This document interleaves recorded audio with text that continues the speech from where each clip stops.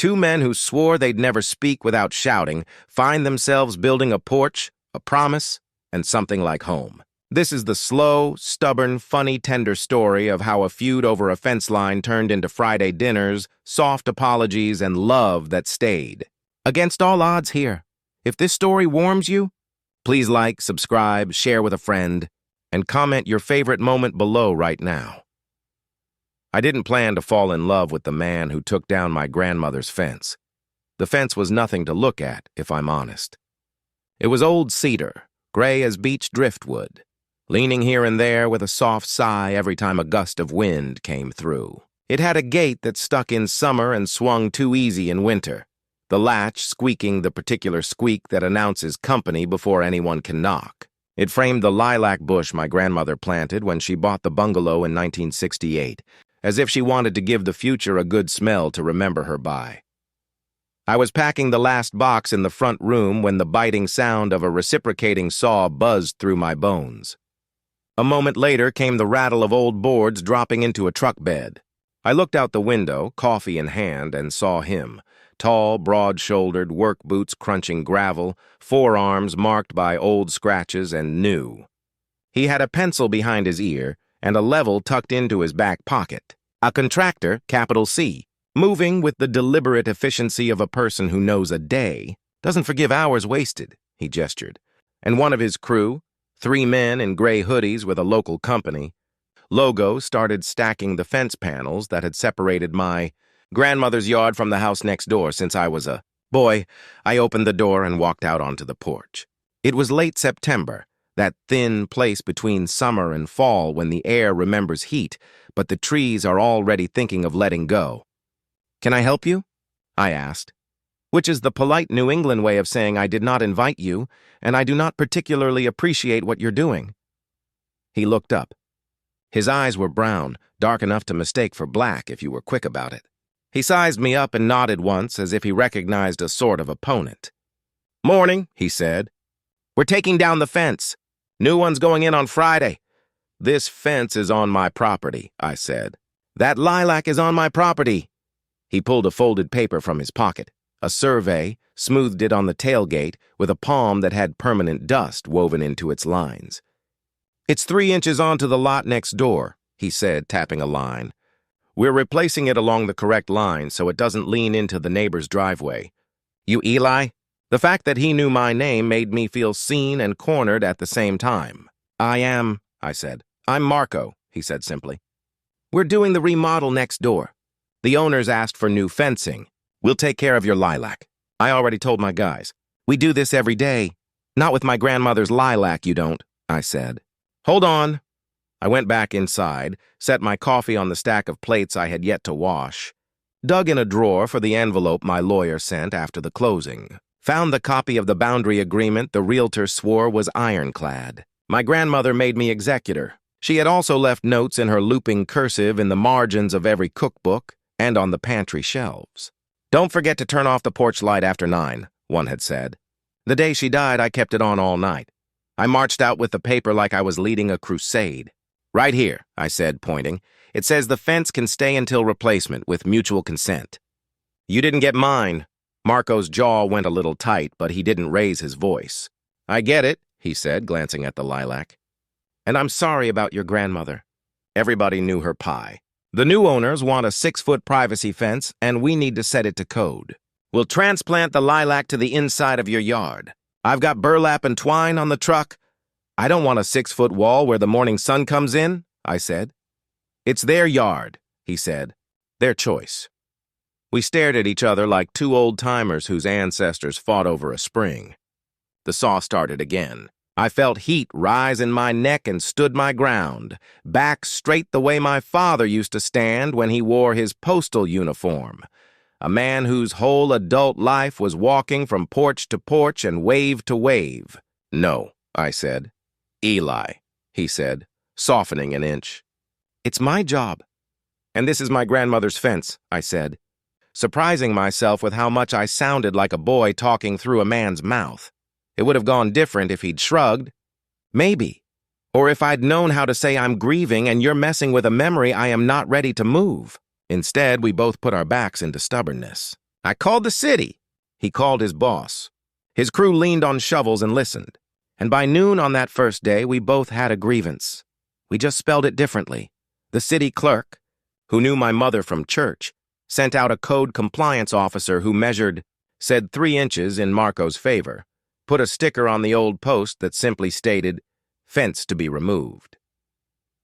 A neighbor came by with a casserole and small talk, watching us like folks in small towns watch when something faintly interesting breaks up the afternoon. "Well," she said, handing me the dish, "I suppose it was going to fall down anyway."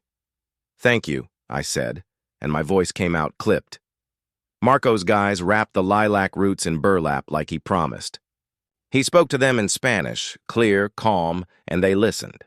He had leadership, you could tell, the kind you don't buy with a title. I didn't want to see that, and see it I did anyway. By sunset, the fence was gone, the yard looked wider and uncertain, and the air smelled like turned earth, sawdust, and my pride kicked around like a tin can. Marco had stacked the old cedar neatly at the curb. "For your fire pit if you've got one," he said. "I don't want your charity," I said, and immediately wished I could take it back. He set his jaw again, like he had a drawer for swallowing things and it was almost full. "It's not charity," he said. "It's Trash Day Friday. Do what you want with it." That night I made scrambled eggs with too much pepper and ate them standing up, fork tapping the rim of the pan. I listened to a playlist my grandmother would have called that moody music and looked at pictures on my phone of holidays in that yard, the fence always in the background like a quiet uncle. The next morning, the nail gun started at 7:02 a.m. The pop, pop, pop ricocheted through the thin morning, coffee still my only defense. I went outside in a sweatshirt, hair sticking up. "You know," I said, "people live here." "Crew starts at 7, Marco said. He was on a ladder, measuring, pencil behind ear. He looked down, didn't smile, didn't roll his eyes. "We'll keep it as quiet as we can before 8. "Maybe you could start on the other side of the house," I said. "Maybe we could get finished before the rain comes," he said. Looking at the sky where the clouds were thinking hard about it, I filed a noise complaint. Petty. He knew it. I knew it. The city called him. He called me stubborn, not to my face, but with enough volume accidentally that I heard. I called him a steamroller deliberately, because I wanted it to sting. We did that for a week. If you think that's the endearing beginning of a charming story, it wasn't. It was 2 adults choosing to be 12 because 12 is easier than saying, "I'm scared of change." Or, "I wonder if this house will feel like a home without her humming in the kitchen." Or, "I miss my father and don't know who I am without someone to call on Sundays." Or, in his case, maybe, "I have too much to do and not enough hours and no one to come home to." On day 8, the mayor, small town, volunteer mayor, good at potlucks and budgets, called to ask if I'd be willing to serve on the Harvest Parade Committee again. "You always did a nice job with the route map," she said. "And you've got that teacher handwriting on the posters." I hesitated. "Sure," I said, "because that's what you say to public service in a town like ours." "Wonderful," she said. "I'm putting Marco on it with you. He's got the people skills for wrangling volunteers." "There must be some mistake," I said. She laughed a knowing laugh. "Sometimes people who bark are good at moving the herd," she said, and hung up before I could gather a better metaphor. So we were stuck together. 2 people who would have happily crossed the street to avoid each other, now meeting at the library after 6 to talk floats, marching bands, permits, and whether the high school should let the cheerleaders throw candy or if that was a lawsuit waiting to happen. The first meeting, I showed up with a clipboard and a schedule printed in 12-point font with small checkboxes. He came in late, rain on his shoulders, the day on his face. He held up a hand in apology. "We had to dry in a roof," he said, and sat across from me. We listened to Margaret from the Rotary talk about the pancake breakfast. We listened to Pastor Allen talk about first aid stations and the importance of having water at the staging area. We took notes, and when the room emptied to the night, we were left with the starkness of our 2 names at the bottom of a volunteer list, co-chairs, and the stack of folding chairs to put away. "I'll take the chairs," he said. "I can carry a chair," I said. He looked at me then, really looked, and I caught something flicker across his face. Tiredness, maybe. Or that thing that happens when you're too used to doing everything yourself and someone finally offers you half the load. Okay, he said softly. We'll each take a side. We folded 40 chairs in silence. The clack and scrape of metal sounded like a metronome. At the end of it, he leaned the cart against the wall. I shouldn't have said stubborn, he said. Not where you could hear. I shouldn't have called the noise complaint, I said. We both nodded like men who had learned apologies late and were trying them on to see if they fit. It didn't fix everything, but it made the room warmer. A few days later, a storm finally came, long and steady, the kind of rain that turns gutters into little rivers. I was in the basement trying to coax an ancient sump pump to behave when water started finding a new path straight to my ankles. I cursed into the dim light. It was a low ceiling, the kind of basement you crouch in more than you stand, and the kind of problem you swear you'll take care of some weekend that never arrives. I heard the back door open and boots on the steps. I walked up into the kitchen, hair damp from the busted pump spray, and there he was, pushing the door wider with an elbow, carrying a bright orange submersible pump like it was a baby. I saw your window well filling, he said, looking past me, not over me. You got a hose? Under the sink, I said, as if I had invited him, as if we were old friends. He found it, twisted it on, ran it out the back door and down the hill where the storm knew what to do with water. He went back into the basement without asking permission. The pump hummed. The water receded like a small miracle I wanted to pretend I deserved and knew I didn't. We stood at the sink, me handing him a towel as he washed his hands, him thanking me out of habit. I've got coffee, I said. If you want. He hesitated, rain dripping from his jacket to the mat. I'm soaked, he said. I've got a towel, I said, and handed him another. And a coffee. He took the mug, leaned against the counter. Your grandmother made the best apple pie, he said, surprising me. She used to bring them to the firehouse. We all knew if it was her handwriting on the foil, you didn't leave the table without seconds. She taught me, I said. I get close sometimes, but I think she had a way with cinnamon I can't quite follow. He smiled small. You live here alone? I do, I said. My dad is in assisted living across town. He had a stroke last year. I go over most nights, do a little laundry, watch the news together so he can complain about it with someone. He nodded. My mom moved in with me when her knees got bad. I built a ramp. Sometimes I think she rides up and down it just because she can. We laughed, easy and cautious both. This house, I said, looking at the photos on the fridge, the potholder my kid cousin made in 2002, has more ghosts than I know what to do with. I keep thinking if I repaint the hallway, I'll hear her telling me to tape the baseboards. Leave one wall the color she liked, he said. Let the house remember. The shot of tenderness landed in me in a place that had been tight for months. I nodded. You know fences are complicated, I said, almost a joke, almost not. He winced, then met my eyes. I didn't mean to bulldoze your morning light, he said. We had a schedule. Sometimes I forget people live inside the houses we work on. Sometimes I forget people work for a living, I said, and the honesty of it felt like stepping out into the rain without an umbrella and realizing you were already wet. And that's okay. We didn't become friends that day, but we stopped being enemies in a way that had edges you could cut yourself on. The parade meetings became easier. He was good at logistics. I was good at letters. He talked to the trucking company about float staging with patience I didn't think he had. I called the marching band director with a tone that made him feel like a partner, not a cog.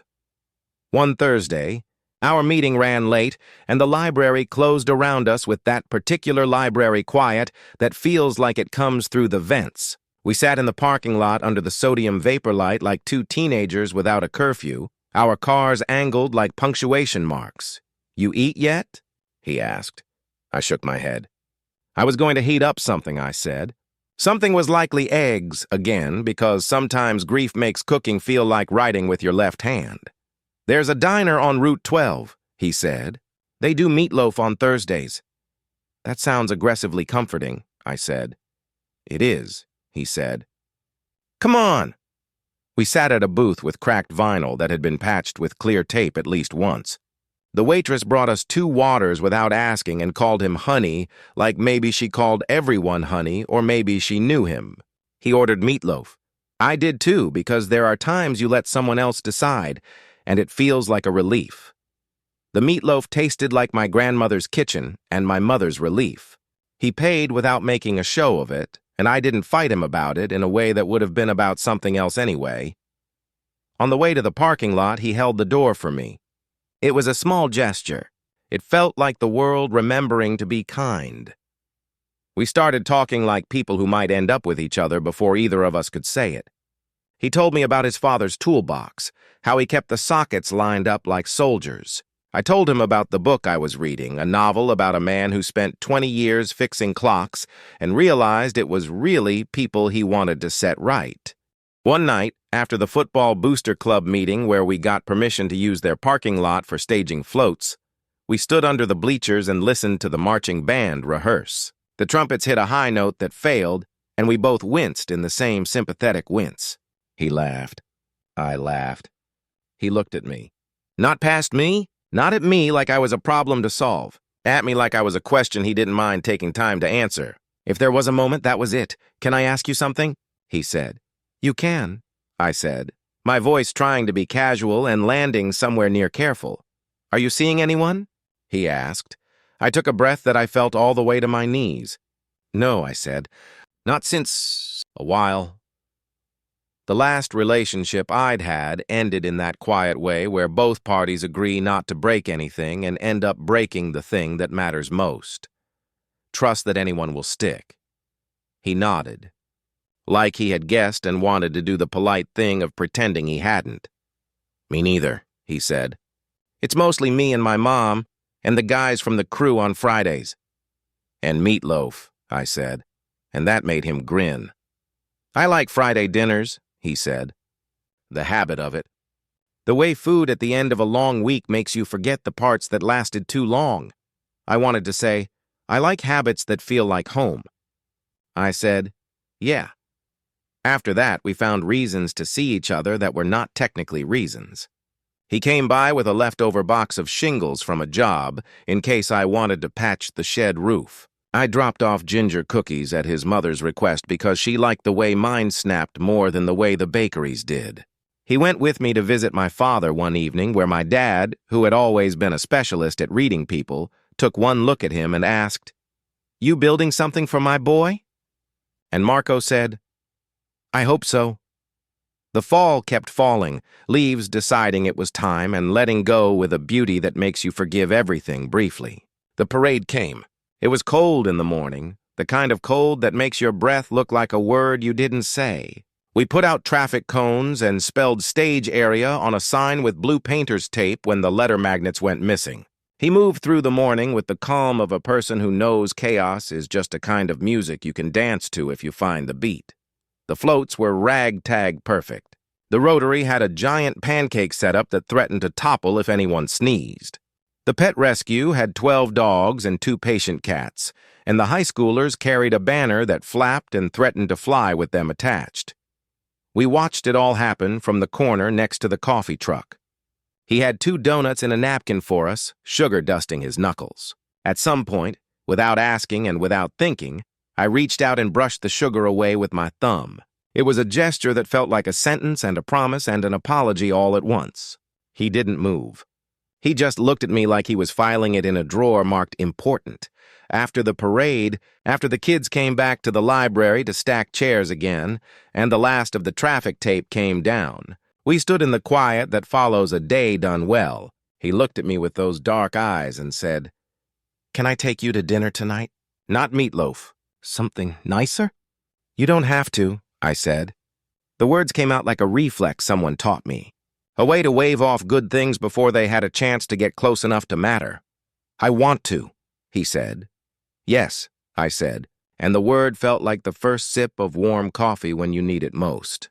We went to a place with tablecloths and a waitress who wrote her name in purple ink on the receipt and told us the fish was good tonight and the pecan pie was homemade. We didn't talk about the fence or the parade or the way the town had looked at us today with curiosity and kindness. We talked about our favorite teachers and how we both liked the smell of hardware stores and missed payphones for the way they hung conversations in the air for a minute after you walked away. On the way to my house, the streetlights made pools of light on the wet pavement. The lilac bush had survived its move and was already getting ready for weightless snow to settle on its branches. We stood on my porch under the light my grandmother once told me to turn off after 9. It was 9:02. I left it on. "Okay," I said, smiling because nerves sometimes come out as a grin when you're a certain kind of man. "So this is the part in the movie where he didn't kiss me, not yet." He put his hands in his jacket pockets like he was protecting them from doing the wrong thing too soon. "I don't want to rush," he said. "I want to get this right." "If that's okay?" "It is," I said. "It's more than okay." He walked back to his truck, turned back at the gate, and said, "Friday? Dinner at my place?" "Friday," I said. I called my sister after he left. "He asked me to dinner," I said. She made the sound you make when you've been waiting for someone to join the living again. "Do I bring something?" "Don't bring a pie," she said. "He'll compare it to Grandma's and you'll never get out from under that shadow. Bring a salad or bread. Something that doesn't have 5 decades of reputation attached." Friday arrived quietly, as Fridays do, with the week's work piled somewhere behind you and the weekend's promise rolled out like clean sheets. I knocked on his door with a bag of rolls and a bottle of wine that had a label I picked because it felt like a kind of hope. His place smelled like garlic and onions and something simmering that said, "Stay." There was a blanket on the back of the couch that looked like it had been used and folded and used again, and a photo on the mantel of him and a group of men in turnout gear, smiling like people do when they are too tired to pose and too proud not to. He handed me a spoon and said, "Taste," and I did. The sauce was rich and careful and full of the kinds of things you only taste when you cook with both hands and your whole heart. "It's my dad's recipe," he said, and that was the first time I saw his eyes shine and not from sawdust. We ate at his kitchen table. He asked about my father, and I told him about the day last month when Dad told the same story twice in 20 minutes and how I laughed the second time because sometimes you have to pick your battles and humor is a good soldier. He told me about the time his mother taught him to make rice properly and how he had done it wrong for a decade and never knew. After dinner, we did dishes like people who had been doing dishes together for a long time. He washed, I dried. He handed me a plate, and our fingers touched in that small, electric way that makes you want to say something larger than you're ready for. He took off his apron, wiped his hands on a towel, and turned to face me fully. "I like you," he said. "The kind of simple that takes bravery." "I like you too," I said, and felt a loosening in my chest that I had been waiting for and denying. "Can I?" he said, and I nodded before he finished. The first kiss was careful. It was the kind of careful that says, "I will not run from this and I will not rush." He tasted like wine and mint, and something I will call sugar, because that's the part that stayed on my tongue during the drive home later when I kept smiling at stoplights like a fool and a man in love. Of course, life is not a movie. The next week brought a plumbing issue in his mom's bathroom that would not be solved by charm or a quick run to the hardware store. It brought a crew member who called in sick and a homeowner who called at 6 in the morning because his door wouldn't lock. It brought my father's bad day where the world was lopsided and every memory like a marble he couldn't keep in his hand. We had text messages that said, "I'm sorry, tonight's not good," and "It's okay, take care of your mom." And we meant it, and still felt that tiny sting that comes when you want something you have to wait for. We found a rhythm the way people do who are trying. He swung by my place one night with takeout and fell asleep on my couch halfway through a documentary about lighthouses, an arm thrown over his eyes like he was shielding himself from the brightness of being comfortable. I took off his boots, tucked a blanket over him, and sat there in the half-light reading a book and listening to him breathe, thinking this is what home sounds like. At Thanksgiving, I invited him to my sister's house. He stood in the kitchen with my brother-in-law, both of them pretending not to compare gravies. He passed the rolls. He listened to my niece give a concert with her recorder and clapped like she was at Carnegie Hall. My mother, who holds her opinions until she has the lay of the land, looked at him over the rim of her glasses and asked him what he was most proud of building. He told her about a wheelchair ramp he'd built for a man who hadn't left his house in a year. He told it simply. She nodded like she had his measure, and it was good. December came with the earliest dark that makes you turn on lamps at 4:30 and feel like you live in a snow globe. He put up lights on his porch because his mother likes twinkle. I hung a wreath on mine with a ribbon that matched nothing because that's how my grandmother liked it. We bought a small artificial tree together because neither of us wanted to argue about pine needles and disposal, and we decorated it with ornaments that had stories attached. "This is the year we tried to make popcorn garlands and the cat ate half," I said, and he told me about the time he put the lights on backwards and had to start over. We laughed. We were building a thing you can't measure with a tape. It wasn't all easy. One day in January, someone we both knew made a comment that landed wrong. A joke about guys like us said in that tone that means the speaker expects you to laugh along. He didn't. Neither did I. Later, in the kitchen with his mother cleaning up next to us with her quiet dignity, he said he was sorry he hadn't known what to say. I told him he didn't owe me perfection, just honesty. "I'll get better," he said. "I promise." And he did. We had our first real fight on a Wednesday because Wednesdays are good for that. We were driving to the pharmacy, and I said something thoughtless about his work hours, and he snapped back about my habit of saying, "It's fine," when it wasn't. We went quiet. At a red light, he put his hand on the console, palm up. "I don't want to fight instead of talking," he said. "I'm scared to need something," I said. Surprised at the truth that fell out like a quarter from a coat you haven't worn since last winter. "Tell me anyway," he said. So I did. And after, he told me he was scared to let someone into a life he had built around his mother and his crew and his need to keep moving. "What if I fail at this?" he said. And the "this" meant more than dinner plans. "You won't," I said. "Alone. We'll fail and then try again." We went into the pharmacy and bought toothpaste and aspirin and a bag of chocolate-covered pretzels for his mom, and when we came out, the sky had cleared in that swift winter way that makes you wonder if you imagined the weather. February brought snow that silenced the town. The fence the new owners had installed stood there clean and tall, staking a clear line between our yards. It no longer felt like a wall. It felt like a border that could hold a gate. We went out in boots after the big storm and dug a path, sharing the shovel like you share chores with someone you plan to keep.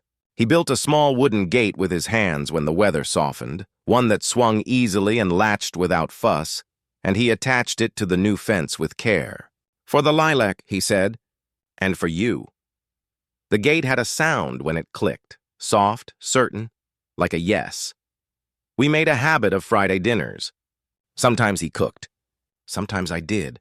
Sometimes we ordered subs and watched the local news and complained in chorus. We kept the light on past 9 on purpose. We talked about the future in the safe way at first, paint colors, vacation ideas, whether we needed a new coffee maker, and later, in the way that feels like standing at the edge of a pool and deciding to jump because you want the water to catch you. Could you see yourself here in a year? Yes. 2. Yes. More? Yes. In early spring, the lilac bloomed. My grandmother's plant letting the world know it had survived the move, the winter, the argument, the seeing and being seen. The scent met me on the porch like a welcome home I had been waiting to hear in 2 voices instead of 1. We cut a few branches and put them in a vase, the purple flowers drinking the kitchen's light and giving it back to us in kind. The weekend we adopted a dog, a small mutt with big ears and a heart for falling asleep with his chin on someone's knee. We named him Rusty. "Because he's brown and he squeaks when he yawns," Marco said. And I laughed because the logic was exactly right. Rusty made us take walks when we might have stayed in. He made us talk to neighbors more than we already did. He made us into a small family that had decided to be one. The town kept being what it always was. A place where the first day of summer is ice cream, and the second is mowing, and the third is making sure you know where your beach chairs are. Some people nodded at us. Some smiled. Some avoided a little, and then, with time, came back around like they forgot why they went in a wide circle to begin with. We were not a story for anyone but us and the people who loved us. And we were, quietly, a story for the town. The way places hold people as examples without making a speech about it. The house became home the way houses do, by being lived in. We fixed the hallway paint together, leaving one wall the color she liked. We kept the pie tins. He built shelves in the pantry. I labeled jars with handwriting my grandmother would have approved of. He taught me how to spot when wood is ready for stain and when it needs patience. I taught him how to make my oatmeal cookies come out perfectly chewy. We did the Sunday crossword sometimes, the first half easy and the second a team sport. In June, my father had a good day. He remembered the names in a photo album without being prompted. He shook Marco's hand, and then, in a moment that made me bite the inside of my cheek to keep from crying, clapped him on the shoulder like you do when you welcome someone silently. "You make my son laugh," he said. "That's good work." Marco nodded, humbled in a way I had watched men fake and knew this wasn't. We decided, one night in July, that we were boyfriends. We didn't say boyfriend like a teenager might, shyly and with a smile that needed you to say it back. We said it like grown men, with gentleness and a full understanding of what it means to put a word around a thing that already exists. We were in the backyard, string lights above us, grilled corn on our plates, Rusty asleep on my sneaker. He said, "I like calling you mine in my head. Is it okay if I say it out loud?" I said, "Yes, and I'm yours," and that felt like prayer and promise. The fence that had started our story held steady after that. It became something we leaned against when we talked to the neighbor about tomatoes. It held the gate we swung through when we took Rusty between yards to chase the ball, and our bickering about whether we should reseed that patch turned into a plan to do it in September. The fence wasn't a villain anymore. It was just a thing made of wood that did its job and reminded us that sometimes, when you insist on the right line, you make room for a better door. We didn't erase the beginning. We told it at dinner parties with the soft edges time gives to conflict and the belly laughs that come when you see yourself in your worst light and know you lived through it. He was the most stubborn man I've ever met, I'd say into my wine glass, and he'd raise his eyebrows and say, "Coming from you?" And our friends would laugh because it was true. When my sister had her second baby, we sat in the hospital room with the big window and the tiny hat, and held that new life like it would break if we breathed wrong. "We could do this," he whispered later, walking to the car, not putting pressure where it didn't belong, just floating the idea like a balloon to see if it caught. "We could be uncles who show up and bring the good snacks." "We already are," I said. "But we could be more. We could be men who show up in the ways that count to each other, for a long time." "We are," he said, "and we will." We did not propose under fireworks or write our names on a lock and hook it to a bridge. We didn't rush through the chapter titles. We got up on Monday and Tuesday and the other days and made lunches and cleaned the coffee pot and paid the electric bill and laughed at the news when laughing was better than yelling. We bought a second set of measuring cups because somehow they always end up in the dishwasher when you need them. We took my dad for drives to see the river and the way the light makes the water look like it's telling secrets. We built a porch together. It was one of those slow projects that starts with a question. Do you think we could? He drew it out on a notepad with a carpenter's pencil while I fetched a tape measure and held the end the way you learn to, flat against the wood so it doesn't move. We spent Saturdays cutting boards and arguing about whether the stain should be called Early Autumn or Weathered Harbor. We finished it in September. A year after the day the saw cut the old fence and the lilac moved, and my heart decided it would have to learn a new rhythm or never quite feel right again. We christened the porch with pie. Not apple, not yet.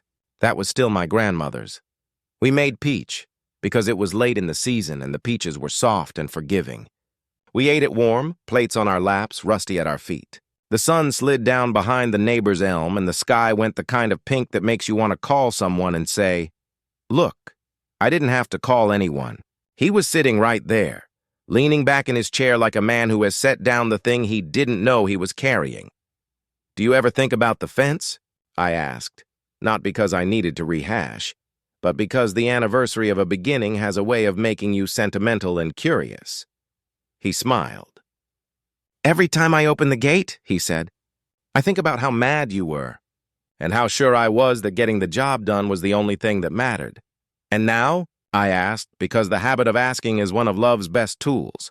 "Now," he said, "I think about how sometimes the line between us needed to be clear, so we could decide to cross it on purpose. He reached over and took my hand. Fingers the kind of rough that says I work with the world, the kind of gentle that says I know how to hold what I love. We sat there while the evening settled. The town was quiet. The feeder clinked as a bird hopped on. Somewhere a screen door shut with that satisfying thwack you only notice when you're happy. He squeezed my hand like a man who knew that the act of holding on is half attention, half decision. "I'm glad you took the fence down," I said, smiling because you can say the exact wrong thing and have it be the exact right thing in context. He laughed. "I'm glad you yelled at me," he said. "I'm glad we pulled a lilac through a too small space and it lived to remind us that the tough things we do can bloom again." We took our plates to the sink. We turned off the porch light at 9:07 and then turned it back on because we wanted one more cup of tea, one more minute on the steps, one more reason to say, "This is home." And when people ask, as they sometimes do, how we went from enemies to boyfriends, my answer is not cinematic. I say we made space. We made apologies. We made Friday dinners. We made a porch. We made room for a lilac to move and bloom again. We made a gate. We made a life that feels like remembering to turn off a light and deciding to leave it on because someone you love is on their way home. We are still building. We are still learning the difference between stubborn and steady, between fast and right.